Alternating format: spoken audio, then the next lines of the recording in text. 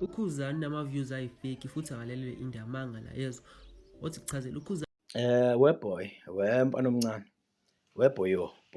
boyo. Ake ngingene nje mfana kule video yakho, ngizokukhuza.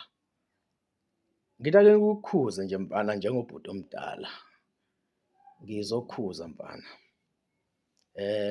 Usuqala uyagagamela, uyagagamela mfana kanti usemncane mangikubuka, usemncane kakhulu, ya. Usemncane kakhulu mfana wami. Oh boy, usemncane boy, usemncane. Uyabona mfana, ngizokwenza nje le video kuphela iyona yodwa ngikukhuza, yabona? Ngikukhuza mfana wami ngoba asithandi ngempela ukubona abalandeli bakaMaskandi befa ngalolu hlobo abafa ngalo ngenxa yokuba budedengu, because lento oyenzayo ibizwa ngokuba budedengu. Awuvinjiwe mfana kulo mculo kaMaskandi ukuba iba neqhawe. Into enhle ukuthi iba neqhawe. Ukuba iba neqhawe liwumthandeni ku-right 100%. Noneqhawe kananjalo eliwuKhuzani akavinjiwe naye, akabe neqhawe lakhe eliwuKhuzani. Kodwa inkinga-ke mfana iqala uma usuzocekela phansi umsebenzi welinye iqhawe, iqale lapho-ke inkinga.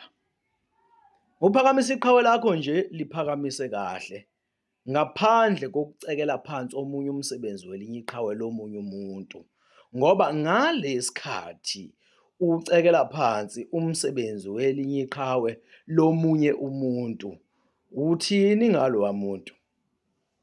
You know that njengoba wena mfana usemncane ucekela phansi umsebenzi kaKhuzani umfo kaMpongose, uyazi ukuthi unabalandeli abangakanani? Uyazi ukuthi lo muntu ulandelwa abantu abangakanani lo muntu ucekela phansi umsebenzi wakhe? Do you know ukuthi kulabantu abamlandelayo kunabantu abayingozi futhi?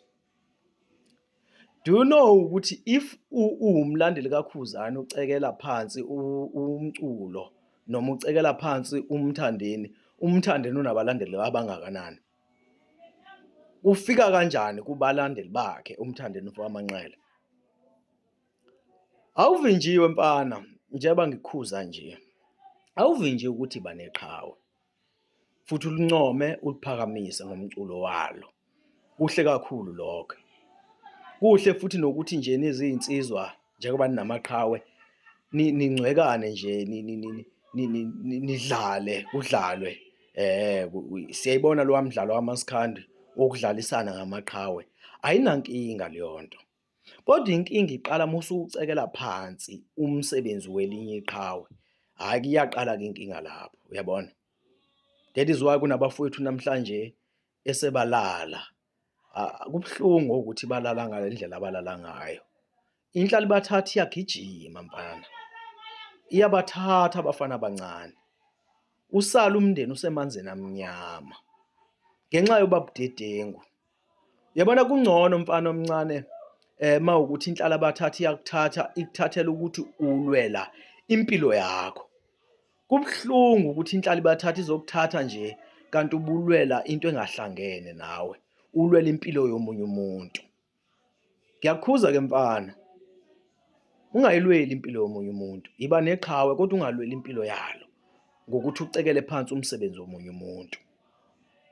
Yeke-ke mfana lento oyenzayo, yeke usayiqala ungaqhubeki nayo. Uma uthe wayiyeka uzophila isikhathi eside njengoba nathi sibadala sinale minyaka esinayo namhlanje, kungenxa yokuthi senza sure ukuthi siyayiqaphela into esiyenzayo empilweni. Iyodwa into engiyilwelayo empilweni yami, ngiyilwela impumelelo yami, ngiyilwela impilo yami, angiyilweli into yomunye umuntu, angiyilweli impilo yomunye umuntu. Umuntu nomuntu uyayilwela empilweni. Zonke-ke iy'nqumo oyithathayo empilweni mfana wami, zithathe ngokulwela impilo yakho.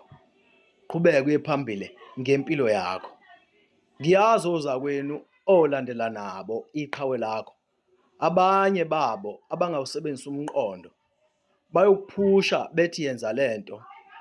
Mase kufika isikhathi sokuthi kuthatha inhlali bathatha, hey, abasangeni ndawo. Umndeni wakho uyosala emanzini amnyama, kube buhlungu. Bona abasenandaba, bayaqhubeka, baya phambili ngey'mpilo zabo. So ungabavumeli abantu abakuphusha nge-negativity, ungabavumeli mfana wami. Abanye-ke abanengqondo beqhawe lakho bayokukhuza, bayofana nathi njengoba singena nathi sikukhuza. Singenawo-ke namaqhawe-ke thina, kodwa sibona nje lo mfana omncane kangaka oqala angene entweni eyingozi kangaka, enze into eyingozi kangaka empilweni yakhe, into engafaka impilo yakhe engozini. Uyayibona leyo nto leyo? Iyeke-ke mfana lento, asibonge.